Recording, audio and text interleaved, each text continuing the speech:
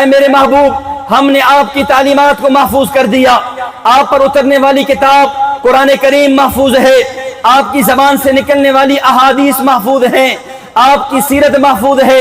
پہلے انبیاء کو اترنے والی کتابیں وہ بھی محفوظ نہیں، پہلے انبیاء کی زبان سے نکلنے والی احادیث وہ بھی محفوظ نہیں، پہلے انبیاء کی تعلیمات ان کی سنتیں بھی محفوظ نہیں۔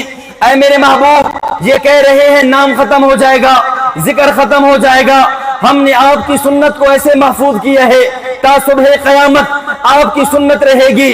انسانیت پر حکم خدا کا ہوگا، طریقہ مصطفیٰ کا ہوگا، راج خدا کا ہوگا، رواج مصطفیٰ کا ہوگا۔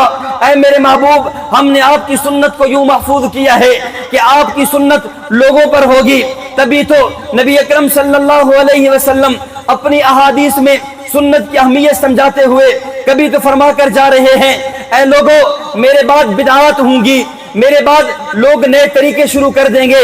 صحابہ نے پوچھا یا رسول اللہ ان بدعات میں ہم کیا کریں؟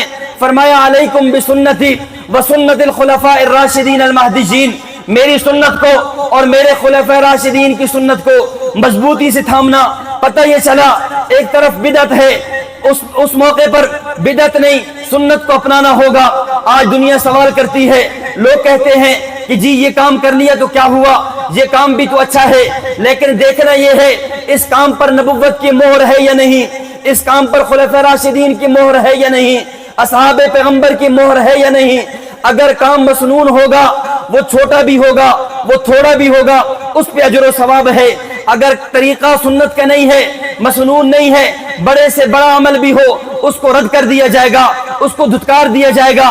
آج لوگ کہتے ہیں کیا ہوا، ہم نے اذان سے پہلے صلاۃ و سلام ہی تو پڑھا ہے، ہم نے اذان سے پہلے درود شریف ہی تو پڑھا ہے، درود شریف پڑھنا باعث ثواب ہے، پڑھ لیا تو کیا ہوا؟ میں عرض کرتا ہوں، اٹھائیے جامع ترمذی کی روایت، اس بات کا جواب آپ کو عبداللہ بن عمر سے مل جائے گا۔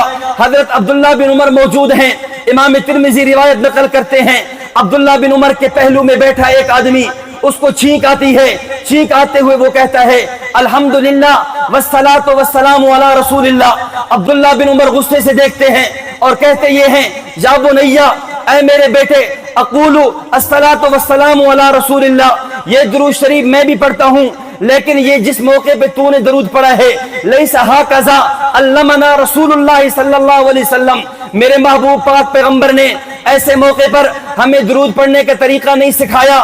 اللہ کے نبی کی تعلیم صرف الحمدللہ کہنے کی ہے، جہاں درود پڑھنے کی نہیں ہے۔ اے میرے بیٹے، جہاں درود پڑھنا درست نہیں ہوگا، یہ ان لوگوں کے سوال کا جواب جو کہہ رہے ہیں بھئی آذان سے پہلے درود پڑھ لیا تو کیا ہوا۔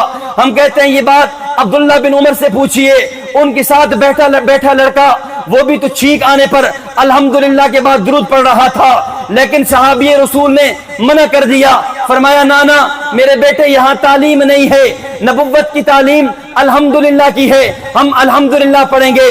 پتہ یہ چلا نبوت نے حضرت بلال حبشی کو، عبداللہ بن ام مکتوم کو، دیگر اصحاب پیغمبر کو آذان جہاں سے شروع کرائی ہے، جہاں ختم کرائی ہے، آذان کو وہیں سے شروع کیا جائے، وہیں پہ ختم کیا جائے۔ یہ سنت ہے، یہ طریقہ نبوی ہے، یہ صحابہ کی اتباع ہے۔ اگر آذان کے شروع میں اضافہ کر لیا جائے، آذان کے بعد میں اضافہ کر لیا جائے، یہ طریقہ نہ نبوت سے ملتا ہے نہ صحابہ پیغمبر سے ملتا ہے۔